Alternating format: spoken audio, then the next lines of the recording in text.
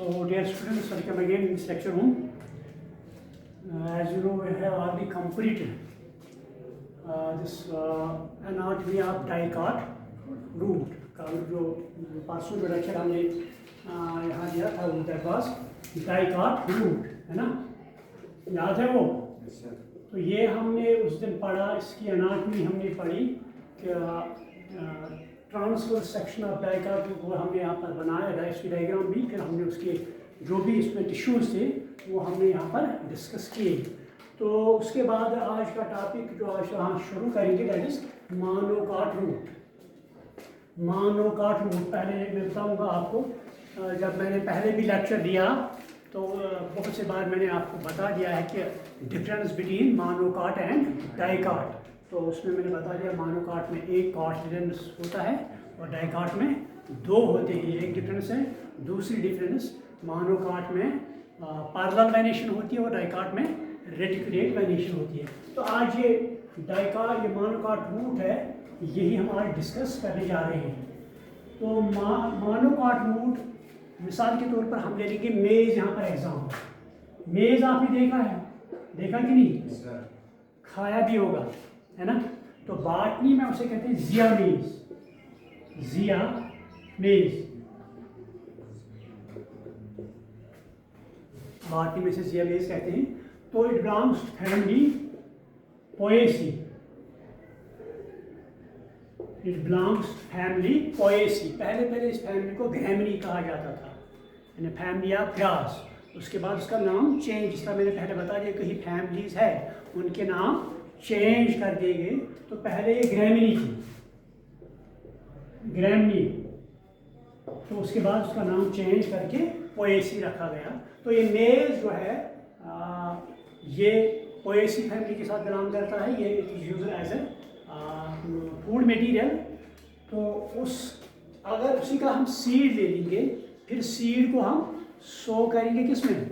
Soil में। तो उसके बाद यहाँ पर जब जर्मिनेशन होगी तो जर्मिनेशन में ऊपर की तरफ पैल्यूल आएगा, नीचे की तरफ रेडिकल आएगा, तो रेडिकल से रूट आएगा। तो ये जो पहला रूट रेडिकल से आएगा that will be called as primary root. तो वही हम ले लेंगे प्राइमरी रूट, हम ले लेंगे प्राइमरी रूट। पहला जो रूट बनता है रेडिकल से उसको हम कहते हैं प्राइमरी रूट। तो वही रूट हम ले लेंगे, उसके बाद उसका ट्रांसवर्स सेक्शन।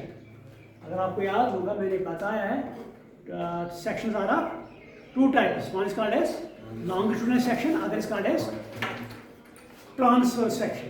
दिस सेक्शन जो मैंने बताया they are two types, number one longitudinal section, number two transverse section.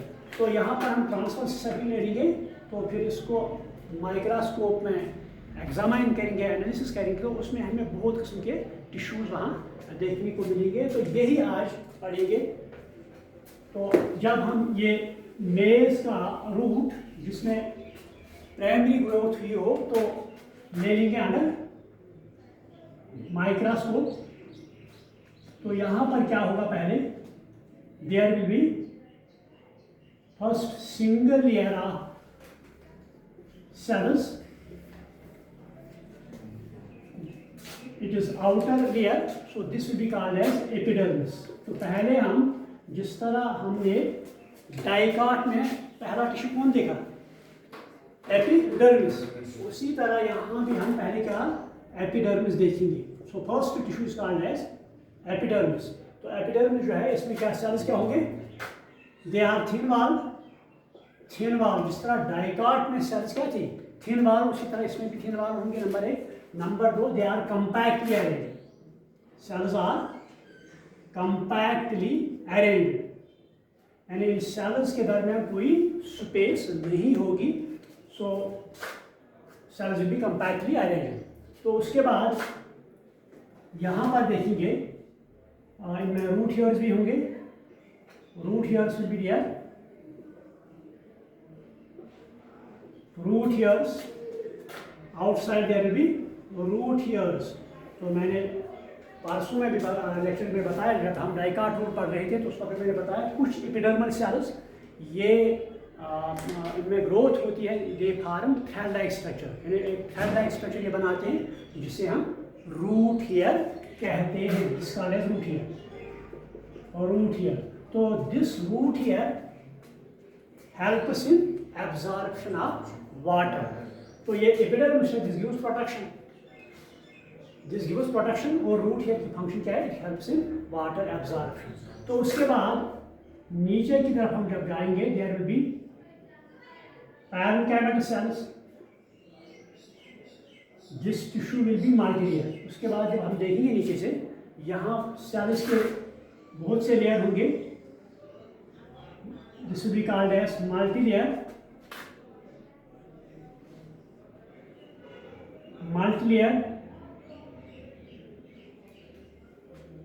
Multilayer of cells. तो यहाँ पर दिस कॉल्ड एज कॉर्टेक्स। जिस तरह हमने किसमें डाइकाट में भी हमने देखा क्या? कॉर्टेक्स, यहाँ पर भी कॉर्टेक्स है। तो डाइकाट में भी मैंने बताया वहाँ जो कॉर्टेक्स है, सेल्स दे आर पैरेन्काइमस, याद है? Cells are parenchymas, they are parenchyma in nature. उसका मतलब है cells will be thin wall, they are living, ठीक है। तो उसके बाद जिस तरह मैंने डाइकाट में बताया कि वहाँ then there is single layer of cells, single layer of cells. और एक बात यहाँ में इंटरसेलुलर स्पेस नहीं होती है, याद रखो, there is no intercellular space in this cells of cortex. ये पॉइंट को आप, नो इंटरसेलुलर स्पेस, इनमें इंटरसेलुलर स्पेस जो है वो एब्सेंट होती है। तो उसके बाद नीचे से एक सिंगल लेयर का टिश्यू आएगा सेल्स का यहाँ पर, तो जिसे हम एंडोडर्मिस कहते हैं। जिस तरह हमने डाइकाट में देखा एंडोडर्मिस, तो एंडोडर्मिस में there will be Casparian strips. ये तो सेम, अगर हम देखेंगे मोनोकाट और डाइकाट रूट का प्राइमरी स्ट्रक्चर आप देखिए, इट इज मोस्टली सेम, कुछ डिफरेंसेस है यहाँ पर, कुछ डिफरेंसेस। तो these are called as Casparian strips. अगर याद होगा तो मैंने बता दिया, डाइकाट रूट में बताया कि नहीं बताया, मैंने वहाँ भी कहा जो एंडोडर्मिस होता है, तो एंडोडर्मिस के जो वाल सेल्स होते हैं, इनके वाल्स जो होते हैं उन पर सुब्यूरिन होती है। वो सुब्यूरिन किनकल होता है? सुब्यूरिन, यानी जो वाल्स यहाँ पर होते हैं इन पर डिपॉजिट एक केमिकल सबस्टेंस होता है। तो उस केमिकल सबस्टेंस को क्या कहते हैं? सुब्यूरिन। तो ये जो वाल्स दे बिकम थिक, ये वाल्स क्या बनते हैं? थिक बनते हैं। So these look strip like structure, these are called as, याद है आपको, Casparian strips. These are called as Casparian strips. जिस तरह डाइकाट में Casparian strips, same will be here in monocot. तो उसके बाद there will be parenchymatous, multilayer of cells, multilayer of cells, those and make a tissue that is called as pericycle. जिस तरह हमने dicot में बताया ना pericycle, same here will also be present क्या? पेरिसाइकिल। मगर यहाँ पर ये इसका रोल क्या होगा पेरिसाइकिल का? मैंने कहा परसों बताया कि पेरिसाइकिल जो है उसकी फंक्शन डाइकाट में हम दो फंक्शंस होते हैं। One is called as it helps in lateral root formation. Number दो मैंने बताया that it helps in cambium formation. तो उसमें सेकेंडरी ग्रोथ होता है, वुड बनती है। लेकिन मोनोकाट में सेकेंडरी ग्रोथ नहीं होता है, सो यहाँ कैम्बियम तो नहीं बनेगा, cambium here will be absent, so only lateral root formation will be there. ये पॉइंट आप नोट कर लो, here only lateral root formation will take place by these pericycle cells। तो उसके बाद क्या होगा यहाँ पर? vascular tissue, then there will be vascular tissue, there will be vascular tissue। तो ये जो vascular tissue है, अगर आपको याद होगा मैंने बता दिया है आपको, इसमें जाइलम और नंबर 1 जाइलम, नंबर 2 हाँ शाबाश, एक तो जाइलम होता है इसमें और एक फ्लोएम। जोर से बताओ ना, फ्लोएम भी होता है। दो टिश्यू ये वेस्कुलर टिश्यू बनाते हैं। तो यहाँ पर जो फ्लोएम होगा वो बाहर की तरफ होगा, जाइलम अंदर की। मगर यहाँ पर क्या होता है? यहाँ पर ऑल्टरनेट अरेंजमेंट इज दिया, या फिर लो the arrangement of vascular bundles is alternate, that is called as radial arrangement. The arrangement of vascular bundles is radial,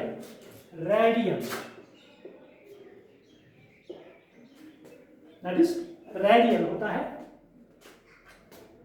तो इस रेडियल में क्या होता है, मान लो ये वेस्कुलर टिश्यू है, यहाँ पर मान लो ये फ्लोएम होगा, उसके बाद जाइलम होगा. This is phloem, this will be xylem. Here next will be phloem, then xylem, then phloem, then xylem. So this is called as alternate arrangement. So that is called as radial arrangement also. That is also called as radial arrangement of vascular tissue. यहाँ पर लिखेंगे हम just like this. So here it will be phloem, this will be xylem, such like as this. तो ये और एक point यहाँ पर, ये वेस्कुलर बंडल जो है, वेस्कुलर बंडल इन मोनोकॉट्स, आप इस तरह लिखो, the vascular bundle in monocots is closed. Vascular bundle in monocots is closed. Closed क्या मतलब, अगर आपको याद होगा तो मैंने बताया यहाँ कैम्बियम एब्सेंट होता है. किनमें? मोनोकॉट्स में कैम्बियम एब्सेंट होता है, डाइकॉट्स में प्रेजेंट. अगर यहाँ पर डाइकॉट की वेस्कुलर बंडल बनाएंगे, this is phloem, this is xylem, तो इनके बीच में एक टिश्यू होता है, that is called as cambium. तो तभी तो डाइकॉट्स को हम कहते हैं ओपन वेस्कुलर बंडल. मगर यहाँ पर आप देखेंगे this there is no cambium, it is phloem, it is xylem, but no cambium in, आप इस तरह लिखो, but there is no cambium in monocots या in vascular bundle of monocots. So it is called as closed. There is no cambium in vascular bundle of monocots.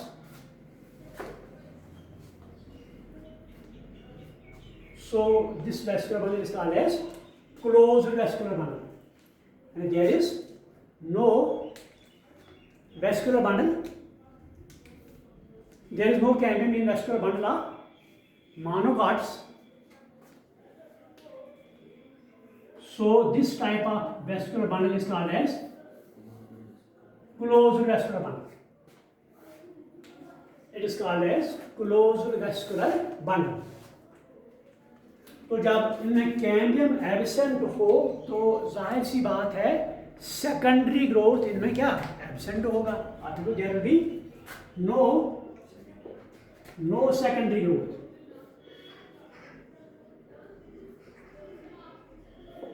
There will be no secondary growth in monocots. But exceptional cases are there. Generally monocots जो होते हैं उनमें cambium absent होता है और उनमें secondary growth भी नहीं होगा, यानी एब्सेंट होगा. आप समझ पा रहे हैं मेरी बात? मोनोकॉट्स में जनरली कैम्बियम तो एब्सेंट है, तो जाहिर सी बात है सेकेंडरी ग्रोथ क्या होगा, that will be also absent. जब सेकेंडरी ग्रोथ एब्सेंट होगा तो इनमें वुड नहीं बनेगी. But there are some exceptional cases. आप देखो देयर आर सम एक्सेप्शन के, फॉर एग्जाम्पल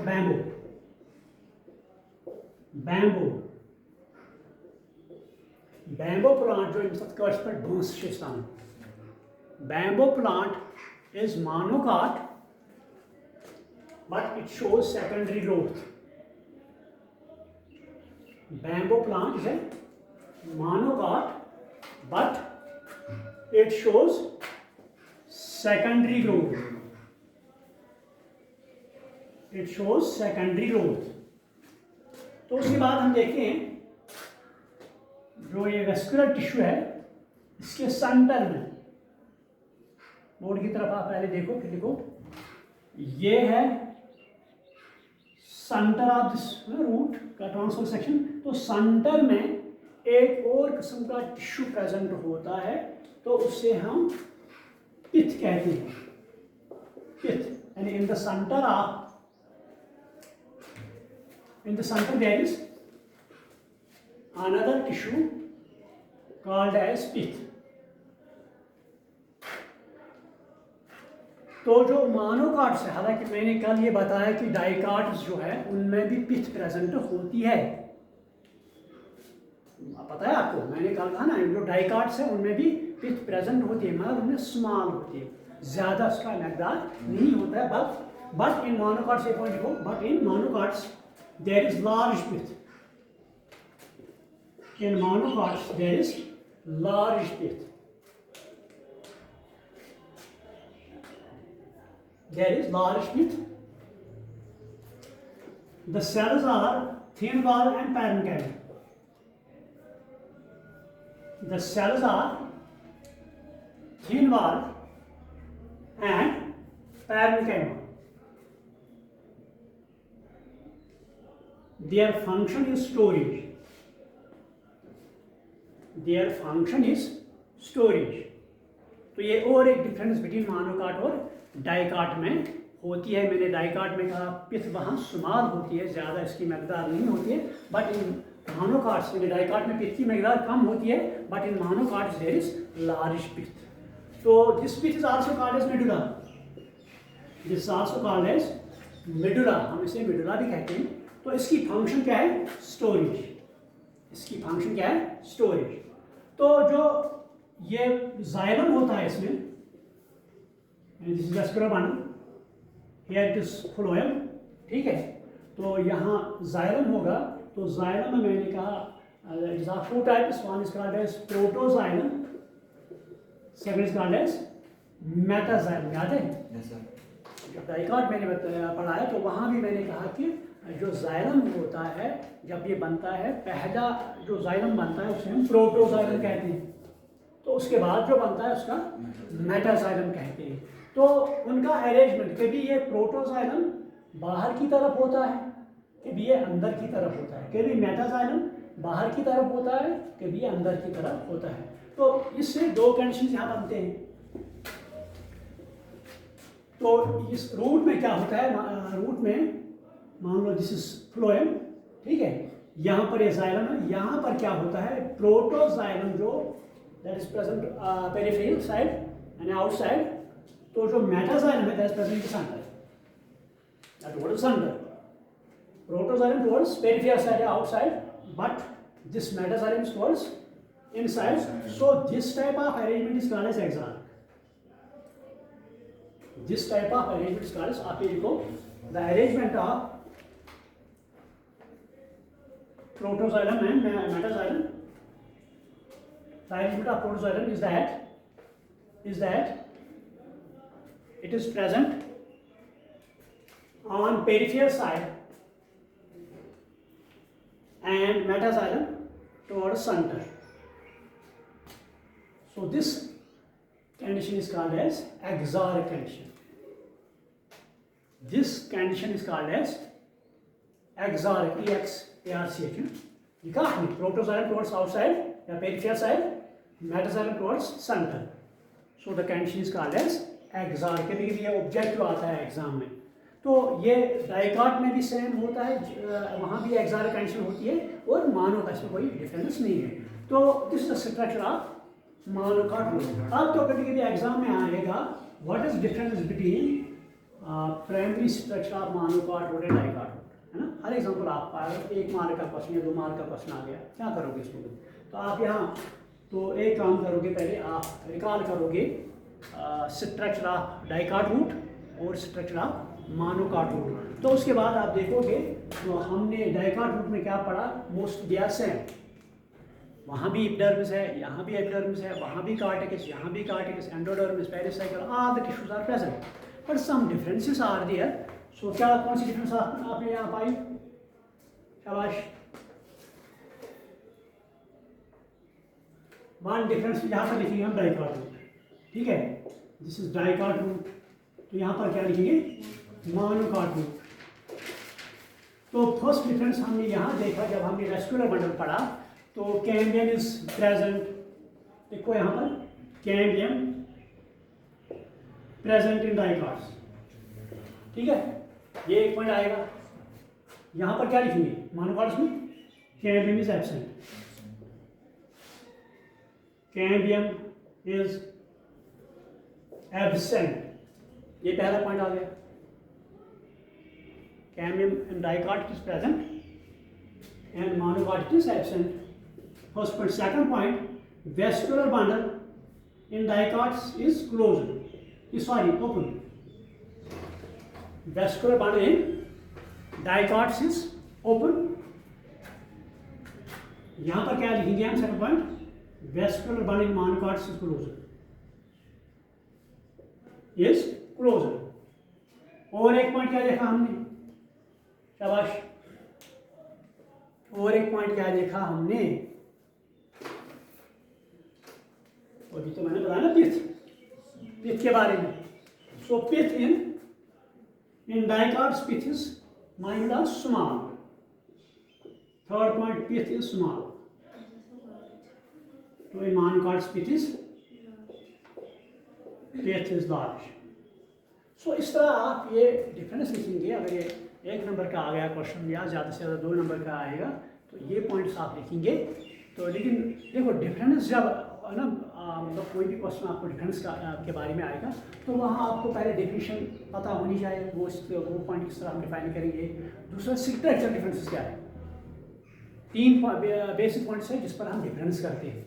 पहले मेरी तरफ देखो, फिर लिखो। डिफरेंस हम 3 पॉइंट्स पर करते हैं।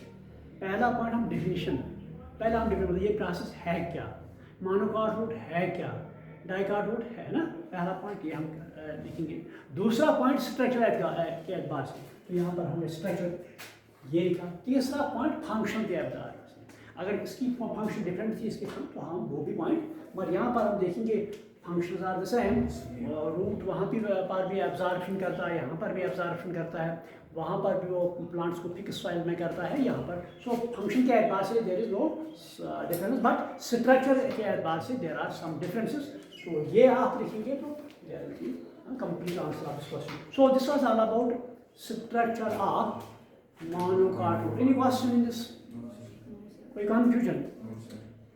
Let's will take another topic. Ready? Time क्या हो गया?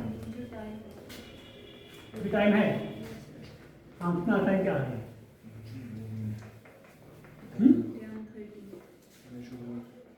10:30।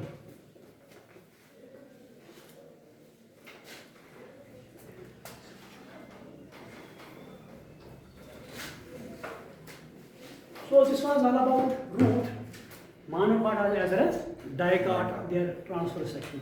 उसके बाद हम लेंगे यहाँ पर स्टेम, एनाटॉमी ऑफ स्टेम, या मैं यहाँ लिखूंगा TS of stem, TS of stem. ठीक है? तो जिस तरह मैंने कहा कि जब रूट हम ले लेंगे उसमें हम होनी चाहिए प्राइमरी ग्रोथ, तो उसको हम सेक्शनिंग करेंगे, तो सेक्शन को हम माइक्रोस्कोप में देखेंगे। तो same is the case stem. Stem क्या, चाहे वो डाइकाट हो या मोनोकाट हो। फॉर एग्जांपल अगर हम आपके NCERT में लिया गया है एग्जांपल सनफ्लावर देखा है, दैट इज डाइकाट। तो या कोई भी डाइकाट रूट जो है, ये स्टेम जो है इसको हम ले लेंगे, उसके बाद सेक्शनिंग उसकी करेंगे, ट्रांसफर सेक्शन। तो उसके बाद हम इसको माइक्रोस्कोप में देखेंगे, तो फिर हम उसके जो इसमें डिफरेंट टाइप्स ऑफ टिश्यूज होंगे। First there will be outer tissue that is called as epidermis. अगर जनरल हम ले लीजिए, general there will be 3 types of tissue. One is called as epidermis, second is called as ground tissue, third will be called as vascular tissue. तो ये tissue हम उसमें देखेंगे। तो पहले हम ले लीजिए TS of dicot, transfer section of dicot. तो हम यहां ले लेंगे वो स्टेम जिसमें प्राइमरी ग्रोथ हो, मे भी उसमें सेकेंडरी ग्रोथ नहीं हुई हो, तो यही हम ले लेंगे। तो उसको हम आप सेक्शन करके अंडर माइक्रोस्कोप में एग्जामाइन करेंगे। तो पहले क्या देखते हैं हम, first tissue which is present in dicot stem, that will be outer tissue. जिस तरह हमने रूट में आउटर टिश्यू देखा तो उसे हमने, या उसे हम एपिडर्मिस कहते हैं। Same will be case in stem. So there will be outer, आप लिखो there will be outer protective tissue, outer protective tissue called as epidermis. Outer epidermis, outer protective tissue called as epidermis. तो इस tissue के sales जो होंगे, या पहले हम दिस बी सिंगल लेयर, यानी सिंगल लेयर ऑफ सेल्स। आप लिखो it will be a single layer of cells, single layer of cells, number one. दूसरा पॉइंट, सेल्स जो हों they will be thin wall, they will be thin wall parenchyma,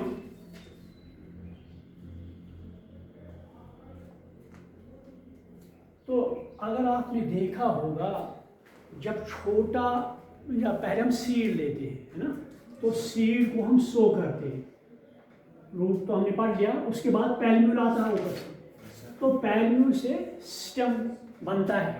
तो क्या आपने देखा होगा उसका कलर कैसा होता है? मेरी तरफ देखो पहले, जब हम सीड सो करते हैं, सीड सो करने के बाद जब इस सीड से स्टेम बाहर आता है पैल्म्यूल से, तो उसका कलर कैसा होता है? देखा है कभी? हाँ, कैसा होता है? मेज रखूंगा मैं आपके सामने, तो ज़्यादातर में, या मटर ले लेंगे हम, वो मैं आपके सामने रखता हूँ, कैसा होता है पहले देखा है? मटर खाए हैं, मक्की खाई है, ये प्लांट क्यों नहीं देखा आपने? ग्रीन होता है, ग्रीन होता है कि नहीं होता है? होता है। यहाँ से जाके आप जब घर पहुँचोगे तो फील्ड में जाना, वहाँ आपने घर वालों ने, आपके घर वालों ने वहाँ मक्की के मेज सीड्स उन्हें सो किए होंगे, तो वहाँ से प्लांटर्स बाहर आए होंगे, तो उनका सिस्टम आप जांच कीजिए कलर कैसा है। या मटर आप देखिए उसका प्लांट, तो आपको मेरे ख्याल में ग्रीन ही नज़र आएगा, है ना। तो ये ग्रीन होता है ना। First it is green in colour. जब ये ग्रीन होगा तो जाहिर सी बात है उसमें क्लोरोफिल होगा या क्लोरोप्लास्ट होगा, है ना। ग्रीन तो तभी दिखेगा जब इसमें क्लोरोप्लास्ट होगा, क्लोरोफिल ए और बी होगा। तो उसके अलावा ये स्टेम जो है, ये एपिडर्मिस, इसके बाहर से there will be a protective covering made up of cutin.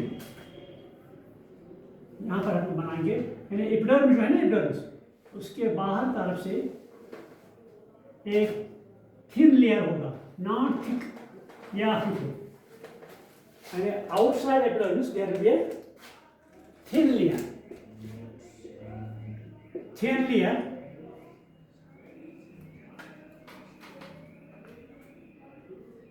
thin layer called as cuticle। तो इसे हम क्यूटिकल कहते हैं, क्यूटिकल। तो ये क्यूटिकल जो है, it is made up of a chemical substance called as cutin, यानी it is made up of cutin, cuticle है। तो क्यूटिकल जो है इसमें made up of cutin, it is fatty और वैक्सी लेयर। तो ये उस प्लांट को लॉस ऑफ जो वाटर होता है इसको रिड्यूस करता है। आपने ट्रांसपायरेशन पढ़ी होगी, है ना। ट्रांसपायरेशन क्या होती है, कैसे हम डिफाइन करेंगे transpiration? Loss of water in the form of water vapour, चाहे वो लीफ से हो और स्टेम से भी होता है। तो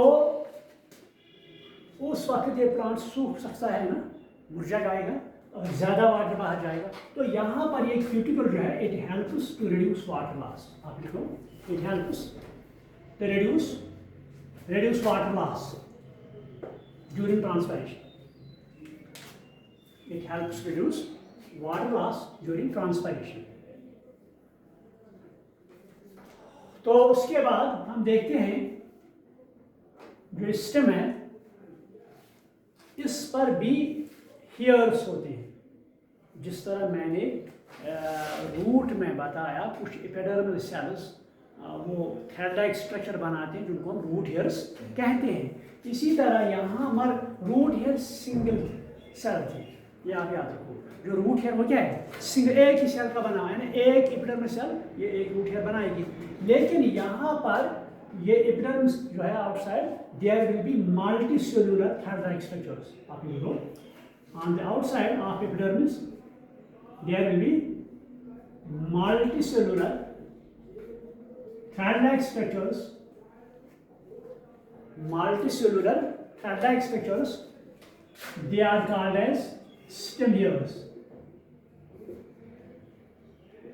इनको हम stem hairs, रूट में क्या कहते हैं, root hairs, तो यहाँ पर क्या कहते हैं, stem hairs, और these are also called as stem hairs. इनको हम ट्राइकोम्स भी कहते हैं। These are also called as trichomes. Trichomes. And the stem hairs are also called as trichomes. तो ये मल्टीसेलुलर होते हैं, है ना। कभी क्वेश्चन आ सकता है आपके, मैंने कहा ना कि अब पैटर्न सारा चेंज हो गया है कि नहीं। आप देख लो नीट का इस साल क्या मतलब कैसा पेपर आ गया, अनएक्सपेक्टेड था। तो इसी तरह आपके एग्जाम में भी आ सकता है कोई भी किसी तरह का भी क्वेश्चन। फॉर एग्जाम्पल वहाँ आएगा आपको, what is difference between root hair and stem hair, है ना। आपने ना लिखा है ना पढ़ा है, ये क्वेश्चन आ गया, क्या करोगे उस वक्त। तो ये ध्यान देना, इसीलिए मैं एक एक पॉइंट आपको क्लियर करता हूँ, एक एक पॉइंट।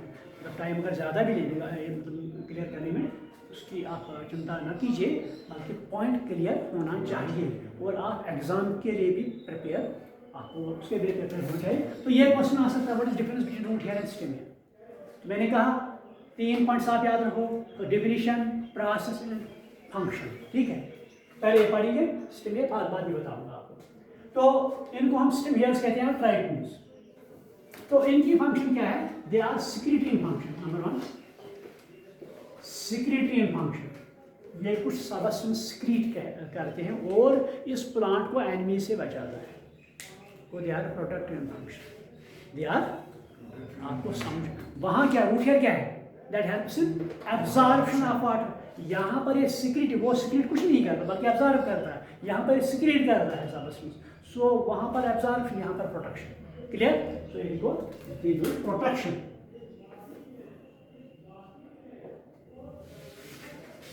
ठीक। So these are called as stem hairs, लिखो या ट्राइकोम्स। तो अब यहाँ पर आएंगे, मैंने कहा difference between root hair and stem hair. आप यहाँ भी बड़ी कॉलम बनाओगे, this called as root hair, this called as stem hair. तो फर्स्ट पॉइंट क्या लिखो, root hairs are unicellular thread like structures present on the epidermis of root. Clear. यहाँ क्या लिखिए, these are multicellular structures present on the epidermis of stem. Clear. यहाँ पर क्या लिखोगे आप, these are unicellular thread-like structures present on the epidermis of root। यहाँ पर क्या लिखेंगे, these are multicellular thread-like structures present on the epidermis of stem। Clear। On number 2 function के एतबार से they help in absorption, है ना, absorption of water minerals। Here they are secretory in function, they are protective in function। So these are also called as trichomes। तो ये आप इस तरह डिफरेंस को, ऐसा क्वेश्चन भी आ सकता है, ठीक है। मतलब ये अनएक्सपेक्टेड क्वेश्चन आ गया आपके लिए, है ना, उस वक्त आप ये क्लियर करेंगे। सो यहाँ पर this another part that is called as stem hairs. तो उसके बाद कभी कभी क्या होता है, स्टेम में भी स्टोमेटा प्रेजेंट होता है, एंड इन सम केसेस आप देखो the epidermis of stem The epidermis of stem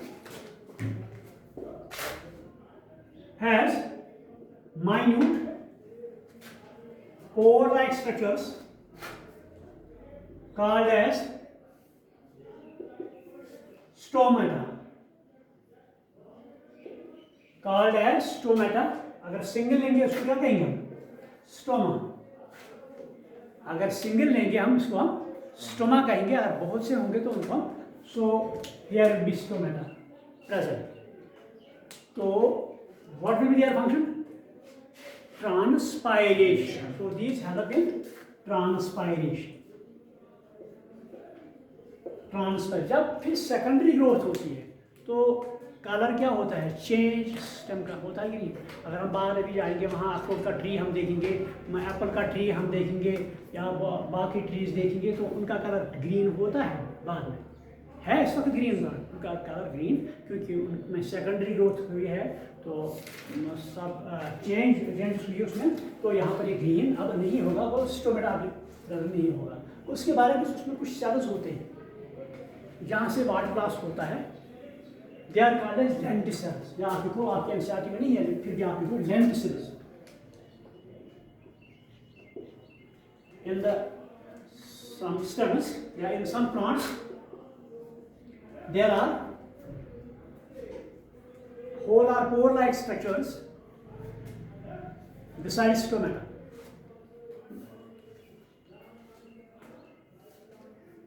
Through which water loss takes place, या through which transpiration takes place, है ना? Water loss or through which transpiration takes place. तो उस transpiration को हम क्या कहते हैं? लेंटिक्यूलर ट्रांसपायरेशन. कभी कभी क्वेश्चन पूछा साथ में आता है लेंटिक्यूलर ट्रांसपायरेशन. इसे हम लेंटिक्यूलर ट्रांसपायरेशन भी कहते हैं. ये तो आपके एनसीईआरटी में है नहीं, लेकिन फिर भी कोई पूछ सकता है. सो डिनर कॉलेज लेंटिसेल्स को इस स्टेम में लेंटिसेल्स होते हैं, तो जिनसे ट्रांसपायरेशन हो सकती है. सो these are called, it is all about epidermis. Clear? जैसे मत कहूँ एपिडर्मिस के बारे में. तो उसके बाद ज़्यादा मत हो, अभी टाइम है ना? अभी है, अभी टाइम है कि नहीं है? उसके बाद हम जाते हैं नीचे, एपिडर्मिस के नीचे. तो यहाँ पर पहले अगर रूट में हमने देखा है, रूट में यहाँ देखो, रूट में हम दिस इज एपिडर्मिस, तो एपिडर्मिस से नीचे क्या है? कॉर्टेक्स. लेकिन यहाँ पर देखते हैं there is a multi layer of tissue. They are sclerenchymates in nature or collenchymates in nature. Collenchymates. आप you know, beneath epidermis, there is a multi-layer tissue, collenchymates in nature. Collenchymates in nature.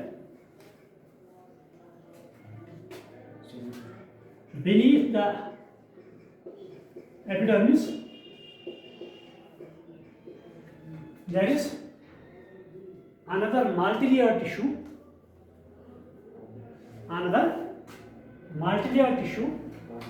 Collenchymates in nature. तो अगर देखेंगे वहाँ पर root में थे parenchyma, they are collenchymates in nature. यहाँ पर थिकनेस होगी इनमें, है ना? पार्ट्स पर थिकनेस होगी. So this tissue is called as hypodermis.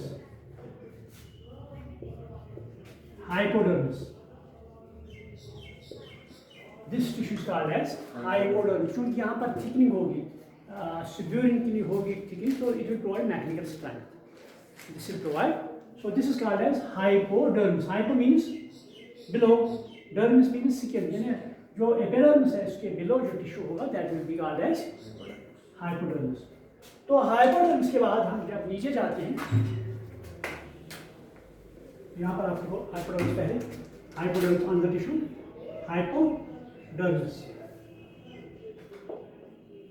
तो उसके बाद हम जब नीचे जाते हैं, there is another multi layer tissue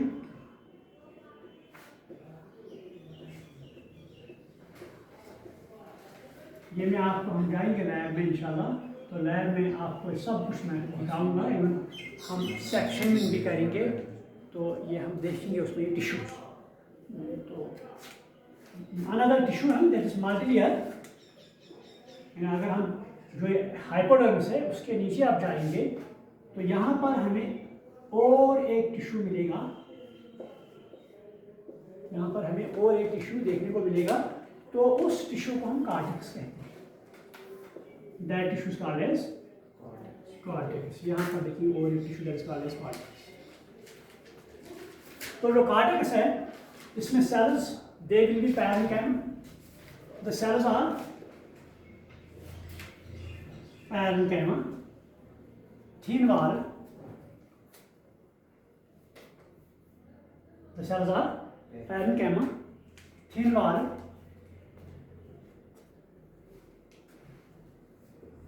their function is storage. So intercellular spaces will be present here, intercellular spaces.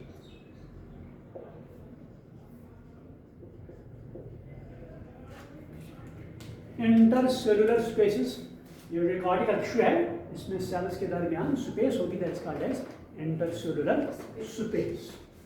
तो उससे नीचे आप जाएंगे या आप रुकेंगे, पढ़िए या रुकेंगे, रुकेंगे। चलो आज टाइम कंप्लीट हो गया, तो इसको हम कंटिन्यू कल करेंगे। जो डाइकॉट स्टेम जो है इसको हम कल कंटिन्यू करेंगे, तो उसके साथ ही मोनोकॉट स्टेम भी ले लेंगे, कल स्टेम कंप्लीट करेंगे, ठीक है। So any question, any question, any confusion? So this is all about today's lecture. Thank you very much.